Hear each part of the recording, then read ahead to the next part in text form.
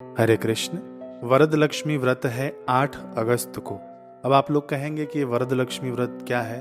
तो जैसे दीपावली में लक्ष्मी पूजन का महत्व होता है ना, ऐसे ही सावन के आखिरी शुक्रवार के दिन लक्ष्मी जी का पूजन किया जाता है।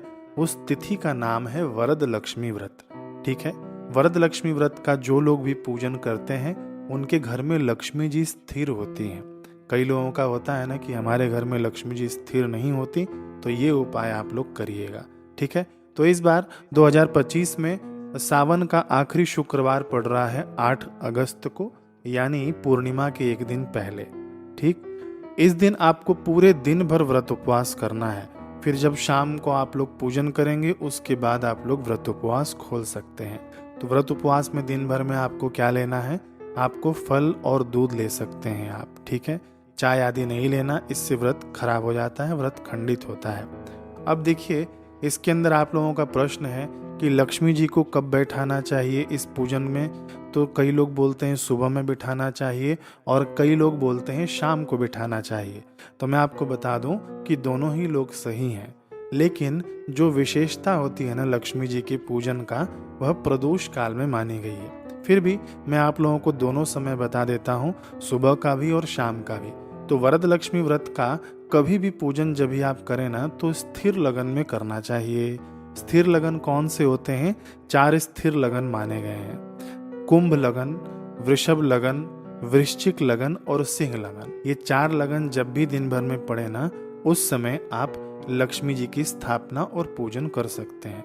तो सुबह का टाइम है सिंह लगन का, ये रहेगा सुबह 6:29 से 8:46 तक। ठीक है। इसके अंदर भी आप लक्ष्मी जी का पूजन कर सकते हैं। वृश्चिक लगन, वृश्चिक लगन रहेगा दोपहर के 1:22 से 3:41 तक। फिर उसके बाद आता है प्रदोष काल वाली अवधि। ठीक है। सबसे उत्तम अवधि मानी गई है। तो यह है कुंभ लगन। कुंभ लगन रहेगा शाम को 7:27 से 8:54 तक। ठीक। फिर उसके बाद रात्रि में भी एक योग बनेगा वृषभ लगन का, वो रात्रि को 11:55 से फिर 1:50 तक रहेगा। तो मैं आपको सजेस्ट करूंगा मेरे तरफ से कि आप जो है ना कुंभ लगन वाले में करना। ठीक। ये भी स्थिर लगन है। इसके अंदर क्या होगा ना कि आपको प्रदोष काल भी मिल जाएगा। शिव जी का पूजन और लक्ष्मी जी का पूजन प्रदोष काल में विशेष फलदायी होता है। इसीलिए देखिए ना, हम लोग लक्ष्मी पूजन दीपावली के दिन भी शाम को ही करते हैं, है ना। इस दिन आप व्रत उपवास तो करेंगे ही, फिर शाम को आपको ना दीपक जलाना है। जैसे हम लोग दीपावली में दीपक जलाते हैं ना, ऐसे ही आपको 32 दीपक इस दिन जलाने हैं। ठीक है। वैसे माता का इस दिन 32 उपचारों से पूजन भी होता है, मैं वो पूजन भी आगे बताऊंगा। तो 32 दीपक आप लोग कहाँ कहाँ जलाएंगे, मैं आपको मुख्य रूप से बता देता हूँ कि सबसे पहले तो आपको दरवाजे पर 2 दीपक जलाना है। अब आप पूछेंगे लौ किस तरफ हो दीपक की, तो लौ या तो ऊपर की तरफ हो तो चल जाएगा। यदि आप साइड वाली लौ लगाते हैं तो पूर्व दिशा की ओर आपकी लौ होनी चाहिए। ठीक। फिर उसके बाद एक पूजा घर में होगा, फिर अनाज के पास, एक जल के पास। ये मुख्य चीजें हैं जहां पर आपका दीपक जलना चाहिए। बाकी जो दीपक बच जाएं आप अपने जहां चाहें वहां रख सकते हैं। ये हो गई संपूर्ण जानकारी वरदलक्ष्मी व्रत का। अब देखिए, पूजन भी मैं इसी वीडियो में आपको बता दूंगा ताकि आपको अलग से कोई वीडियो नहीं देखना पड़े। और सबसे पहले आप लोग ना लिख लीजिए, तो अभी आप लोगों को क्या क्या सामग्री चाहिए ना, वो भी आप लोग लिख लेना।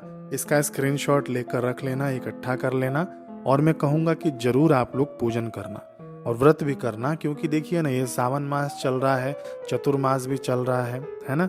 तो इसका लाभ क्यों ना लें हम। सामग्री इस प्रकार है, आपको पुष्प लगेंगे, लाल या पीला कलर का कोई भी चल जाएगा, लेकिन वरदलक्ष्मी व्रत में ना सफेद पुष्प भी चलता है। ठीक है। फिर उसके बाद अक्षत रहेगा, अक्षत को थोड़ा हल्दी में आप लोग लपेट लेना। फिर जल रहेगा 2 जगह पर, एक जल आपके आचमन के लिए, शुद्धिकरण के लिए, और दूसरा जल पूजा पाठ के लिए। फिर पंचामृत लगेगा आपको। पंचामृत नहीं बन पाए आपसे तो केवल दूध भी रख सकते हैं, दूध नहीं मिले तो आप दही भी रख सकते हैं। फिर आपको ना पूजन में चढ़ाने के लिए साड़ी लगेगी। तो देखिए, साड़ी कौन से रंग की लगेगी, ऑफ वाइट कलर का लेना। ऑफ वाइट समझ गए आप लोग, अथवा तो नहीं मिले तो एकदम हल्की कलर की ले लेना। ठीक है, लाल कलर एकदम डार्क कलर का नहीं लेना, क्योंकि जो वरद लक्ष्मी माता है ना, इनका स्वरूप ही ऐसा है, क्षीर सागर से उत्पन्न हुई हैं, तो इसीलिए इनका वस्त्र भी सफेद है और इनका गौर वर्ण भी है। इसीलिए सफेद वस्त्र इस दिन चढ़ाया जाता है और यह वस्त्र चढ़ाने के बाद ना दान में दिया जाता है। तो आप साड़ी चढ़ाएं तो अच्छी बात है, अथवा तो कुछ कपड़े सूट आदि के भी आप चढ़ा सकते हैं, ऑफ वाइट कलर के अथवा तो हल्के कलर के। फिर आता है मंगलसूत्र। तो देखिए, आपके पास यदि अलग एक्स्ट्रा मंगलसूत्र पड़ा हो तो उसको आप चढ़ा सकते हैं, नहीं पड़ा होना तो कोई बात नहीं, आपके पास अलग कोई हार पड़ा होगा गले का तो उसको धोकर भी आप पूजन में उपयोग कर सकते हैं। फिर आभूषण लगेगा, यानी जो भी हमारे पास गहने हैं वो इस दिन माता को चढ़ाया जाता है। फिर उन गहनों को आप प्रसाद रूप में पहन सकते हैं। अब देखिए, साड़ी चढ़ाया तो उसको दान देना है, लेकिन ये गहने चढ़ाकर दान मत देना, इसको प्रसाद रूप में पहना जाता है। फिर चंदन पाउडर लगेगा आपको, हल्दी, कुमकुम और सिंदूर लगेगा। फिर उसके बाद धूप, दीप, मिठाई लगेगा भोग लगाने के लिए, और ना आप खीर बना लेना और घी की पूड़ियाँ सेक लेना यदि हो सके तो। पान का पत्ता रहेगा, उसके ऊपर सुपारी, लौंग और कपूर। ठीक है, दक्षिणा के लिए अलग से पैसे निकाल कर रख लेना। फिर कपूर रख लेना, आप आरती के लिए उपयोग में होगा। रक्षा सूत्र, ये मुख्य चीज है, इसको मत भूलना। रक्षा सूत्र आप लोग रख लेना, क्योंकि ना इस दिन दोरक बंधन किया जाता है।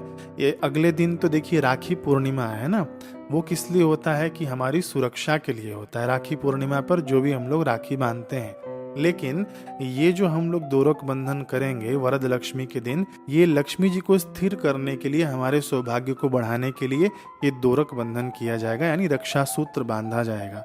ये माताएं बहनें भी पूजन कर सकती हैं और भाई भी पूजन कर सकते हैं, और ये दोरक बंधन दोनों ही कर सकते हैं। माताएं बहनें अपने बाएं हाथ पर बांधे, बाएं हाथ की कलाई पर बांधे, और पुरुष जो रहेंगे वे दाहिने हाथ की कलाई पर बांधेंगे दोरक बंधन। इसके लिए रक्षा सूत्र आपको लगेगा। फिर ना बेल पत्र आप लोग रख लेना, बेल पत्र भी लग जाएगा। फिर उसके बाद ना बयाना निकाला जाता है। बयाना में क्या रहता है कि मिठाई लगेगा, खीर लगेगा, पूड़ी लगेगा। मैंने पहले भी बताया, तो आपको ना 2 बार लगेगा, 2 हिस्सा कर लेना है ना। जो भी मिठाई, खीर, पकवान रहेगा ना, 2 हिस्सा कर लेना। जो आप माता को भोग में लगाएंगे वो आप घर में प्रसाद बनाकर बांटेंगे और स्वयं भी उसी को पाएंगे। लेकिन जो आखिरी में जो बयाना जो लगता है ना, बयाना जो चढ़ेगा, वो केवल आपको दान के लिए ही रखना है। ठीक है, मिठाई हो गया, खीर पूड़ी हो गया, तो ये आपको दान करना है। किसको दान करना है? किसी जरूरतमंद को, किसी भूखे को भी हम लोग दान कर सकते हैं, आपके आसपास रहते हो तो, अथवा तो किसी सदाचारी ब्राह्मण को हम लोग दान कर सकते हैं। इतना आपको समझ में आ गया ना? ये मैंने सब सामग्री की लिस्ट बता दी। अब आते हैं हम लोग वीडियो के दूसरे भाग में, ये पूजन का भाग रहेगा। ठीक है, अभी यहाँ से श्लोक चलेगा और मैं यहाँ से बताते जाऊंगा कि आपको क्या क्या करना है। तो वरद लक्ष्मी पूजन के दिन ना आप इस वीडियो को प्ले कर लेना और साथ साथ में करना, लेकिन पहले भी आप सुन लेना ताकि आपको इसका अभ्यास रहे, फिर आपको बार बार उठना नहीं पड़े, है ना। आप पहले से ही ये वीडियो सुन लेना। तो चलिए अब हम लोग पूजन के श्लोक सुनते हैं और उस हिसाब से पूजन भी करते हैं। किसी भी पूजन में सबसे पहले गणेश जी का स्मरण करना चाहिए, उसके बाद पूजन प्रारंभ करना चाहिए। तो हम लोग पहले हाथ जोड़ लें और गणेश जी का मन ही मन हम लोग ध्यान करें। गजाननं भूत गणादि सेवितं कपीत जम्बू फलचारुभक्षणम् उमासुतं शोकविनाशकारकं नमामि विघ्नेश्वर पादपङ्कजम् नमामि विघ्नेश्वर पादपङ्कजम्। ओम श्रीमन महागणाधिपतये नमः।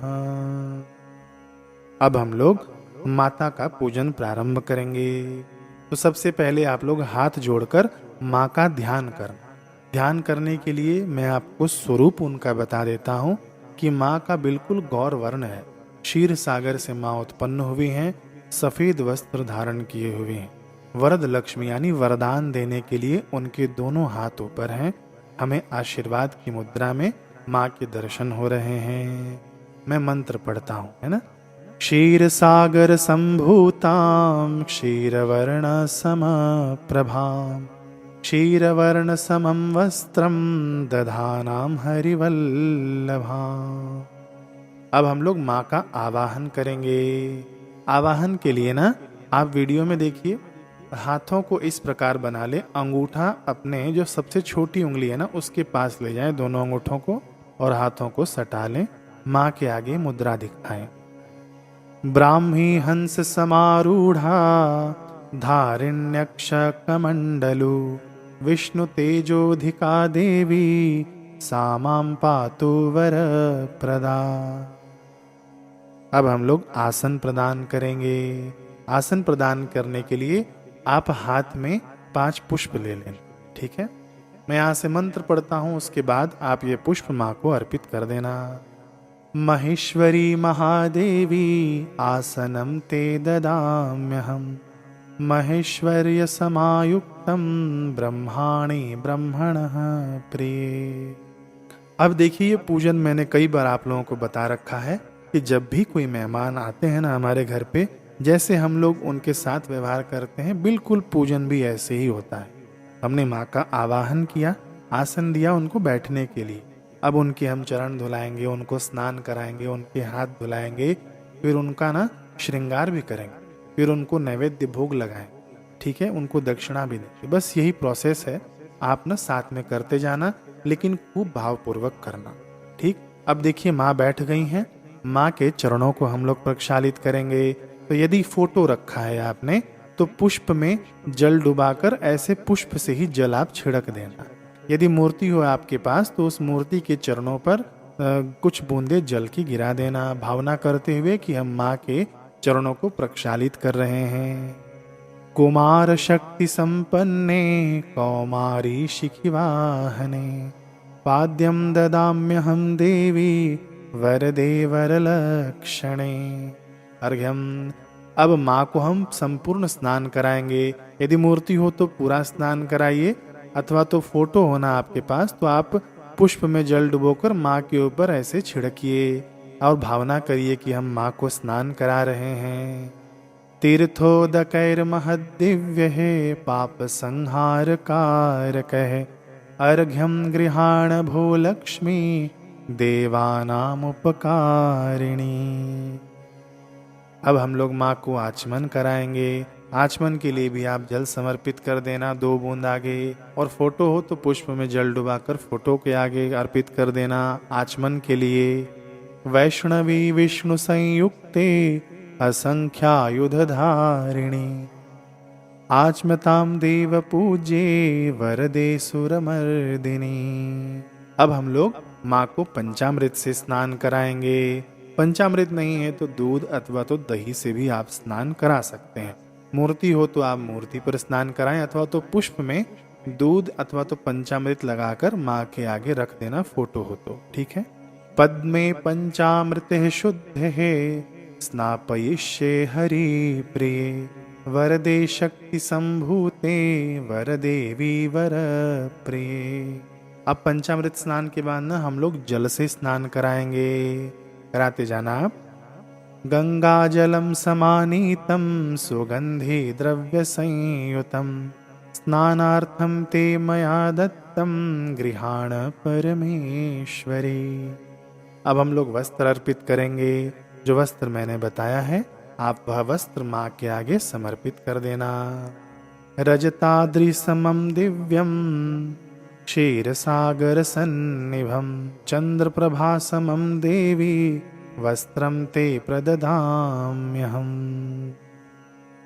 अब हम लोग कंठ सूत्र अर्पित करेंगे, जिसको मंगल सूत्र भी कहते हैं, ठीक है। माताएं बहनें, ये आपने जो गले में पहना है उसको नहीं चढ़ाना होता है, ठीक है। मंगल सूत्र यदि नया हो, मंगल सूत्र नहीं हो तो कोई भी हार हो आपके पास ना, वो आप चढ़ाना। और माँ को कभी भी नकली हार नहीं चढ़ाया जाता है। ये माता लक्ष्मी है। यदि आपके पास स्वर्ण का, चांदी का हो तो आप वही चढ़ाना, नहीं तो हार नहीं हो आपके पास तो आप ना एक पुष्प ही चढ़ा दें तो भी मान जाएंगी माता, ठीक।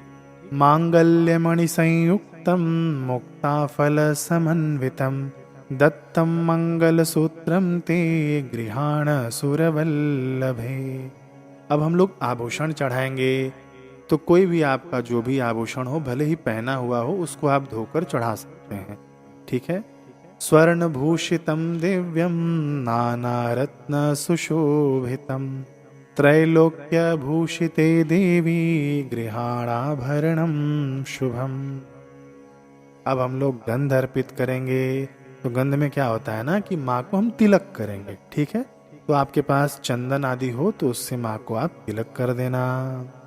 रक्तगंधम सुगंधाढ्यम अष्टगंध समन्वितम दास्यामि देवी वरदे लक्ष्मी देवी प्रसीद में। अब हम लोग सौभाग्य द्रव्य अर्पित करेंगे। सौभाग्य द्रव्य अर्पित करने के लिए आप क्या काम करना, एक पुष्प में हल्दी लगा देना, कुमकुम लगा देना, सिंदूर लगा देना। ठीक है। और ये माँ के आगे अर्पित कर देना। हरिद्राम कुमकुमं चैव सिंदूरम कज्जलान्वितम सौभाग्य द्रव्य संयुक्तम गृहाण परमेश्वरी।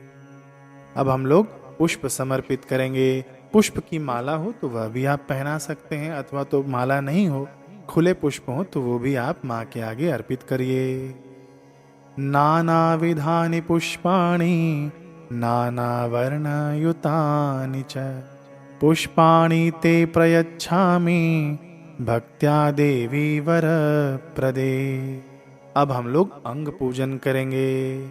अंग पूजन में एक एक अंग का पूजन होता है माँ का। ठीक है ना।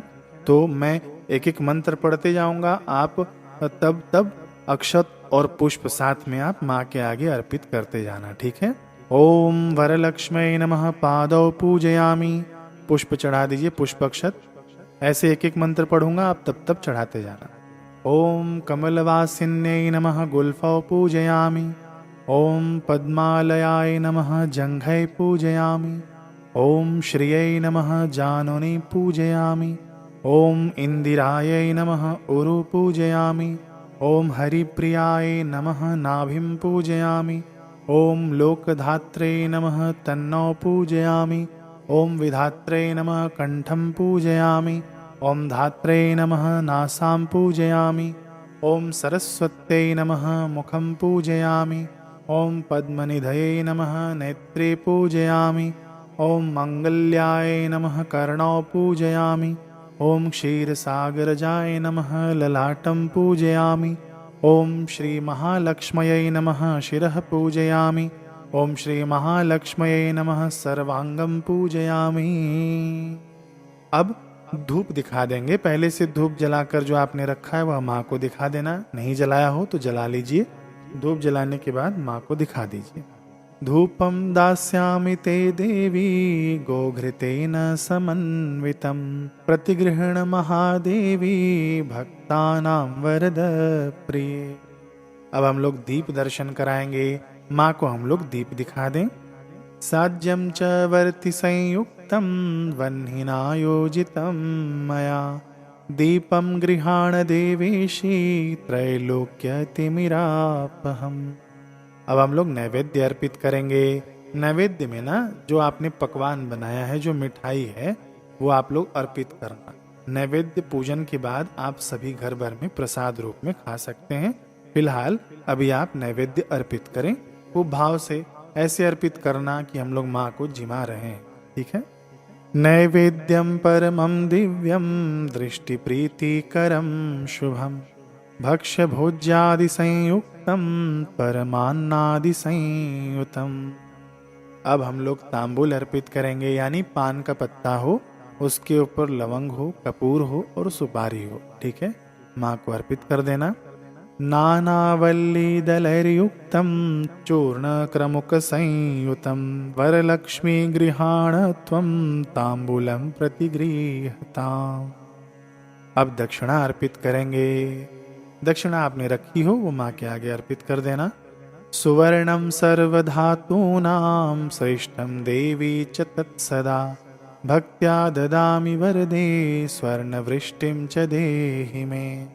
बाद में ना ये जो दक्षिणा है ये आप गौ की सेवा में लगा देना, अथवा तो किसी सदाचारी ब्राह्मण महापुरुष को ये दक्षिणा अर्पित कर देना, अथवा तो किसी जरूरतमंद को अर्पित कर देना, ठीक है, स्वयं यूज नहीं करना चाहिए। अब हम लोग निराजन करेंगे यानी आरती करेंगे, कपूर जला लेना। कभी भी माता लक्ष्मी की आरती करनी हो ना तो कपूर से करनी चाहिए, अधिक फल मिलता है। कई लोग बोलते हैं कि माँ की आरती नहीं करनी चाहिए, माँ भाग जाती हैं, ये सब बेवकूफ़ी वाली बातें हैं, ठीक है। आप आरती करिए, मैं यहाँ से मंत्र पढ़ता हूँ। निराजनम सुमंगल्यम कर्पूरेण समन्वितम चंद्रार्कवह्नि सदृश्यम गृह देवी नमोस्तुते। आरती करते समय घंटी भी बजाना चाहिए, शंख हो सके तो शंख बजाना चाहिए, खूब धूमधाम से माँ की आरती करनी चाहिए। अब दोरक ग्रहण करना चाहिए। देखिए, अब जो है ना, आप रक्षा सूत्र लेना, ठीक है, और वह हाथ में पकड़ लेना और यह भावना करना कि ये हमने माँ से लिया हुआ है, ये माँ ने हमको रक्षा सूत्र दिया है। हाथ में पकड़ के आप माँ के आगे दिखाते जाना। मैं यहाँ से मंत्र पढ़ता हूँ। सर्व मंगल मांगल्ये सर्व पाप प्रणाशिनी दोरकम प्रतिगृह्णामि सुप्रीता हरिवल्लभे। अब ये माँ ने हमको दे दिया, ये इसको ना धागा कहते हैं, रक्षा सूत्र कहते हैं, दोरक कहते हैं। अब हम इसको ना अपने कलाई पर बांधेंगे, माताएं बहनें अपने लेफ्ट हैंड पर और भाई बंधु अपने दाहिने हाथ पर यानी राइट हैंड पर बांध लेना, ठीक है। मैं यहाँ से मंत्र पढ़ता हूँ। करिष्यामि व्रतम देवी त्वद्भक्तस्त्वत्परायणः श्रेयं देहि यशो देहि सौभाग्यम देहि मे शुभे। अब आप ये वीडियो पॉज कर दीजिए और अपना दोरक बंधन कर लीजिए। परिवार के सभी सदस्य के लोग इसे जरूर बांध लेना, ठीक है। इससे क्या होता है? श्रेयम देहि, हे माता हमको धन धान्य प्रदान करना, यशम देहि हमारी यश कीर्ति बढ़ाना, सौभाग्यम देहि हे माता हमारे सौभाग्य में वृद्धि करना और सदैव शुभ बनाए रखना। इस भावना से ये माँ का प्रसाद समझकर आप अपने हाथ पर बांधे रखना। तो कितने दिन बांधना है? जब तक आपके हाथ में रहना रहने दे।